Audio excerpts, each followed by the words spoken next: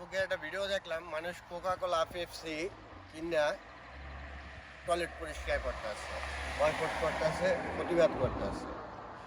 তো কথা হচ্ছে কি ভাই, আপনারা যদি কোকা কোলা পেপসি এগুলা কিনা বয়কট করেন, সেটা বয়কট হবে না। কারণ আপনি যখন এটা কিনবেন, কেনার সাথে সাথে এটা থেকে 1% বা 2% যাই হোক, একটা অর্থ ইসরায়েলের কাছে চলে যাব।